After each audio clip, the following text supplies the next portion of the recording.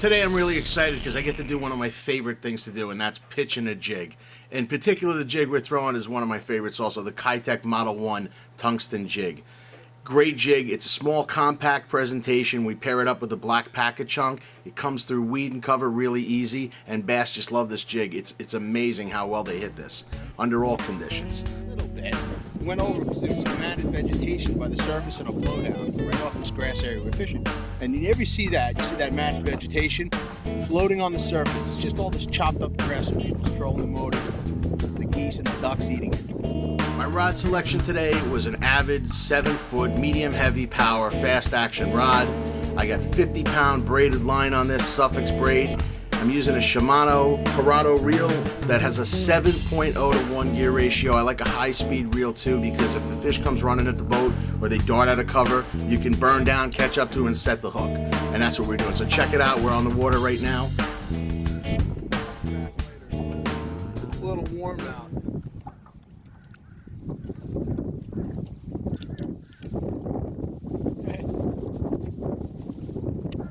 Tree fish. Just watch you don't hit that camera. Yeah, I was avoiding that. I'm like, you know. Well, you know, at least I know the jig sets the hooks pretty well. There's one, Dave. Got it. Nice. Okay. Same tree. Flip back into the matted vegetation. It wasn't even on the tree so much. It was on the mat vegetation, and this fish feels warm. The water's 43 degrees out. You can feel this fish, Dave. She's warm. Really? From sitting up underneath that mat. She's soaking up the sun. You get a good idea of how quality these fish are. I mean, this is a nice fish. So we're back in the studio here. We had a great day out on the water. We caught a lot of bass, and this is like really cold conditions. We were freezing out there, as you can see in this video. The wind was blowing 20-something miles an hour. Air temperatures when we hit the ramp were like 26 degrees, and the water was in the low 40s. But you know something? If you can get out there, you put the right gear on, the right foul weather gear, and you get out there after you have a front come through in the spring in the pre-spawn mode, on these natural lakes and ponds, what you find is bass they'll cling really tight to whatever cover they can find. In this case, we were targeting isolated clumps of milfoil, and we were also checking out matted vegetation that was pushed up on the banks near blowdowns. And we found some really nice bass. Woo! Come here, baby. Come to daddy. Ah, I got her. That's like a 3/4. Yeah, I think a little more even. That's a nice one. Ah! So, we came down by the spillway. You always got to check this out. Came down to try by where the dam is and produced this guy. Nice fish. We're gonna get a weight on her because 3 pounds, 11 ounces. 3 pounds, 11 ounces. Dave was a little off. Nice fish nonetheless. Yeah. Better to be a little less than a little more. I hear you, buddy. Get out, Dave. Are you kidding me? All right, Dave, where's right in? Oh, it's like a little boat almost. Nice. Good one. Nice fish. So what were you saying? We're fishing. We're still fishing. We're flipping through these clumps of weeds out here, flipping and pitching to them. And we're getting fish in these isolated clumps because what's happening is they're just looking for warmth. So these nice dark weeds are providing a good, you know, outlet for them to feel the warmth, for cover. Yeah.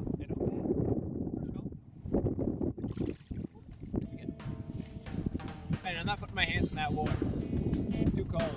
Like Brendan was saying, what we're doing is we're pitching and flipping jigs to cover like that. You can see you got a lot of weeds on the surface, you got a lot of wood, both living and dead. Trees have come down, and this has formed a whole network of places where the fish can hide and sit, basically wait in ambush for prey to go by. Now, of course, these jigs are punching through and going through. A lot of times it's taking a fish by surprise, so the fish just sitting there, you know, minding his own business, going about his own thing. All of a sudden, this jig drops right in front of his face. You get a good reaction strike from that. And a lot of times, this stuff, as soon as its code drops in, make sure you're ready, because that's when the reaction strike's going to happen. Yeah. Nice.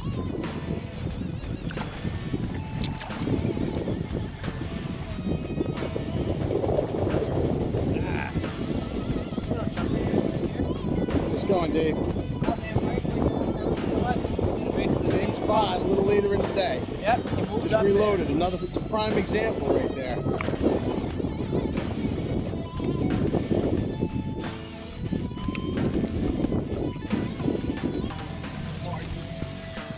Camera. Getting it.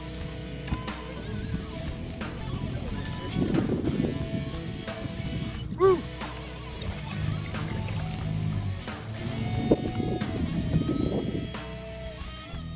There's another nice bait. That's a 4. Good one. Nice fat fish. Chunky female. Caught her out of a blowdown.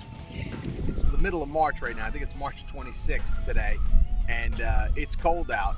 But bass can be caught even under the toughest conditions. Bluebird skies, cold front came in. The water temps were cold. The air temp was 26 degrees this morning when we got out on the water, and it's only in the low 40s today.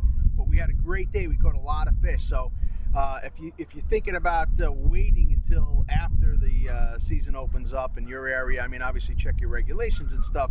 And if you're in a part of the country where you have to deal with the cold weathers like we do up in the Northeast, you know, don't be afraid to get the boat out a little bit earlier. Put it in, take a shot.